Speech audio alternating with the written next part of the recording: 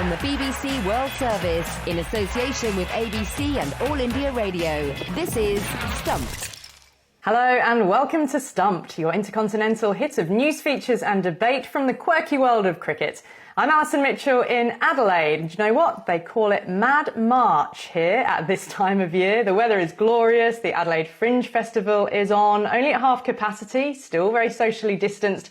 But here, I'm sort of in a box room, so I've just, tried to make it a little bit more crickety. So a couple of local shirts behind me. My young cousin's son, Haynes, these belong to him.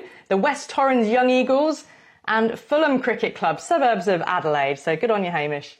It's Jim Maxwell for the ABC here in Sydney. The cricket season sort of lingers along with the football season about to start here, but there's still Sheffield Shield and some boys and girls one-day competitions to get through. Hello, everybody. This is Charu Sharma for All India Radio from Bangalore. Once again, a city that has much going for it. And now, of course, the latest feather in the cap.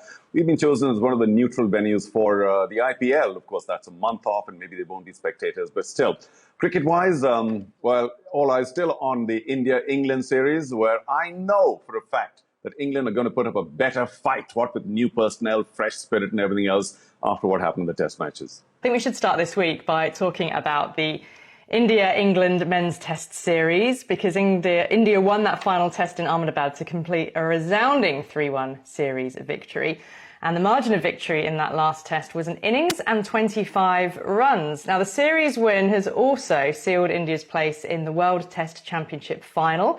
They'll face New Zealand at the Hampshire Bowl in the south of England. That's a World Test Championship final taking place in June, 18th to 22nd to be precise. But before we go any further, I actually want to say well done to you, Charu, because we did some score predictions, if you remember, before the India-England series started. This is what you said. I'd love to see England win one test match somewhere earlier on to make the series interesting. And it could be a huge surprise in the very first test match itself, because the Indians haven't played at home for a very long time. And, England could be a little better prepared in terms of battle. So 3-1, India. Oh, look at that. You even got the order of the results right. Can you tell me what lottery numbers are going to come up in what order, please? Right. 3, 4, 2. I'm just always good to hear a prediction come true. But, the power of one prediction coming right can erase 100 wrong predictions, which I'm sure I've made in the past. But So what did you make of the series as a whole then? Because there were some remarkable passages of play and some scintillating performances. You think Rishabh Pant and his match-winning 100 on Ahmedabad, the reverse lap off Jimmy Anderson. Did India just grind England into the dust? See, you've chosen your words with care. But I want to go back to what I'd said, especially for fans in our part of the world, when India was 36 all out in Australia. And I said, forget about the batsmen. I mean, they did what they could. They're all world-class batsmen. But it was fantastic bowling by the Australian fast bowlers that got India at 36. Similarly, I think here the Indian bowlers just utilized the conditions a lot better.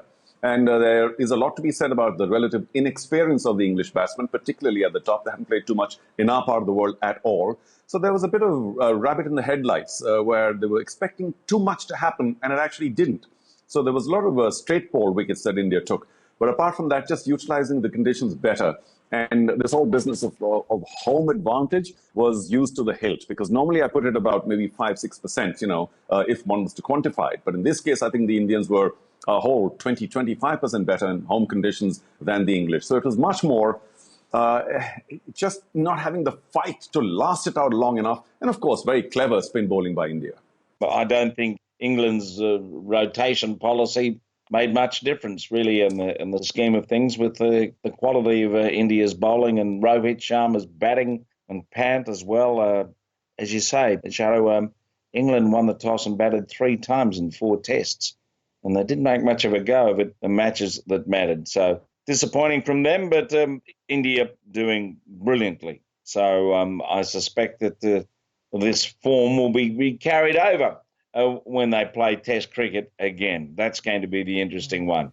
And hopefully it's a it's a worthy final with spectators. Well, there may be, Jim. There may be spectators. It's going to depend on the government's easing of restrictions in the UK. But, yeah, we do know it will be that bio bubble in Southampton, at least. Hey, I don't have much in the defence of England, by the way, when it came to that Test series. We will talk in a moment about rotation. I don't want to touch on that. But, yeah, in terms of that Test Championship final, it'll take place in Southampton just 3 weeks after the IPL final. Given the timing, Charu, do you think India will field a full-strength team? I mean, surely it's a World Test Championship final. Oh, absolutely. I mean, I can't see them either going in for some kind of rotation or whatever. Remember, this is the first ever World Test Championship final. And all of us do know that there's some very special history attached to the first ever winner of anything. And having gotten so far, albeit in some kind of complicated calculation, as Ravi Shastri keeps reminding us, the Indians will want their name or the country's name on that first ever World Test Championship. Now, I don't know what kind of life the Test Championship may have. Maybe it'll be going on for 100 years. But India wouldn't want to be runner-up here. Yes, the conditions are going to be a bit of a mystery because straight after a whole lot of white ball cricket, the same personnel will go and play a Test match, and that too under very unfamiliar conditions. June in England could still be cold, and I'm sure the Kiwis will be far happier with those conditions than the Indians. What will be also interesting is how much the New Zealand players are prepared for that World Test Championship. I'm suspecting not much better than the Indians. So it's going to be a riveting battle, no doubt. And India will want to win this for bragging rights, which are going to be historic. First ever winner. Who wouldn't want that, Alison? But I mean, Jim, the conditions, are more to New Zealand's favour in terms of more being akin to their home conditions. And they have had a lot of recent success. Yes, they have at home. Away from home, India's bowling all round. It's not just spin with Bumrah and Siraj, and I imagine Sharma could be fit by then. So they're going to have a few choices. So I think all round, when you look at the power of India's batting and their bowling, you'd have to fancy them. But yeah, certainly New Zealand can turn up through Kane Williamson, bowl and put on a show. But I hope I just hope it's a good game. And what I will be interested in as a bit of cream on the cake for them. Now that this event is replacing the Mace, right, which carried $400,000 a year to number one, I would imagine there's going to be some prize money. And we haven't heard what it's going to be, but not that the players need that incentive. Speaking of summer, I mean, England do have a full summer ahead of them. As we've mentioned, rotation was the order of the day over the winter, and it didn't really seem to work from a playing perspective, did it, during the India Test series? Now, England they've already got half an eye on the Ashes next December in Australia. This is what England coach Chris Silverwood had to say when he was asked if he would have his strongest 11 available for all 5 of the Ashes tests. We're trying to grow a group of players here, but we can put a strong side out all the time. But we have to, again, be aware that we have to look after our players. There is a whole load of cricket coming up this summer. Then we'll very quickly disappear abroad once our summer is finished. So we've got to make sure we're proactive in looking after our players. But so players could be flying home from the Ashes sort of midway or whatever, like they have on this tour? Well, we've got to be proactive in looking after them. So it's certainly something we may have to look at, yeah. Can you honestly imagine England not playing their strongest team in the Ashes? Surely it will only be if the pandemic is still rife and bio bubbles are still, have been strong and necessary all summer. And if Australia is pretty COVID normal and players can lead a normal life, no reason to need to rotate them, surely. There'll be the issue somewhere, back-to-back Test matches, I suppose, which also always presents problems particularly if they've gone the distance. The first one's gone the distance, Melbourne to Sydney. So, yeah, I understand that. But, gee, you'd be playing your best team all the time. Now, what England's best team is a good question when it comes to the balance of their bowling, looking at what happened in India. But you get the feeling that it's Archer, Broad, Anderson, and then a few others. But spin bowling, gee, if you're not on the money in Australia with your spin bowling, you'll get walloped. So they've got some issues there. And who keeps wicket? Folkes looks the best wicket keeper, but England don't always pick the best keeper. So they've got selection problems before they even get to the point of whether or not they're going to rest players. From the BBC World Service, this is Stumped on All India Radio. Next on Stumped, to a significant announcement from Cricket Australia.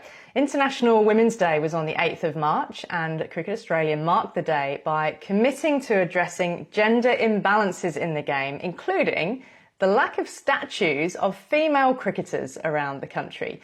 Now, there are 73 statues or sculptures of male cricketers in Australia, but none of women. However, this will soon be changed. And here to tell us more is Australia Vice-Captain Rachael Haynes. Rachael, welcome to Stumped. Great to see you. Tell us a bit more about this plan for the statues then. Yeah, so as you mentioned earlier, there's currently 73 statues around Australia at all our different venues who celebrate some of the wonderful individual achievements of our male players. But unfortunately at the moment, there's no recognition of some of the contribution of our female players and what they've done across their careers. So Cricket Australia have put together a working group of which I'm part of, and we're looking forward to hopefully addressing that over the course of the next couple of years. And it'll all start at the SCG, who have already put their hand up and said that they would like to commission the first female sculpture. We were looking back actually in 2018. We spoke on Stumped to Lawrence Booth, who's the editor of the Wisden Almanac, and they had started a call for a statue of a women's cricketer because at the time 58 statues in the world were dedicated to cricketers, Lawrence said, but none were women. So this is not just an Australia problem, this is worldwide. So if Australia are addressing it, sounds like it will be the first statue anywhere in the world of a female cricketer. So can you tell us who the prime candidates are, or at least who will be some of the names that you'll be throwing around? Yeah, it's been a question I've been asked a few times this week. And with that, I guess, obviously we've still got to come together as a group and make a decision on who that might be. But certainly names that come to mind in terms of contributions to the game. Betty Wilson was an absolute hero in the women's game. Obviously more recently, people like Belinda Clark, who have made a huge contribution on and off the field. I think there's just an incredible amount of women who potentially could get recognised. And so I'm really looking forward to coming together as a group, coming up with a bit of a criteria, I guess, and working out, who the best nominations might be and making some really good decisions on, those women and really celebrating their achievements in the sport.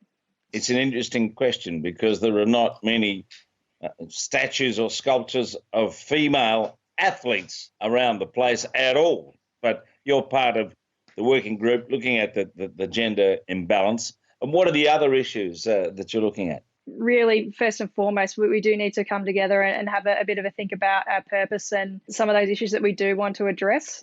Obviously, the obvious one that we're talking about right now is that imbalance in recognition in terms of people's contribution to the game. And I think the sport has done a fantastic job in recognising some of our past contributions from a male perspective, but probably less so. We've celebrated some of the contributions that female players have made, and perhaps even administrators as well along the lines, who have done a terrific job. It's going to be really nice to sit in a room with those women and have a good think about one, who perhaps deserves to be recognised, and also some of the other things that we perhaps could recognise and celebrate too. How have things changed since they played in front of that world record crowd at the MCG a year ago? What sort of impetus has come out of it as a result of that? Yeah, it's been a little bit of an odd one because we've gone from such an incredible moment to be part of in the sport. And that day at the MCG in front of 86,000 people, it wasn't just, I guess, a celebration for cricket. It was a celebration, I think, for women and for them to understand, that we deserve those moments. We deserve to stand alongside our male counterparts. So that moment, will go down in history, and it's certainly something that the players absolutely loved being involved in. Obviously, COVID has impacted the sport just like, it has in most industries. So, perhaps there was a little bit of momentum lost there, but certainly from our perspective in Australian cricket, we've seen that Cricket Australia has been absolutely committed to the women's game, even during the pandemic. We've played a full domestic season, which has been outstanding.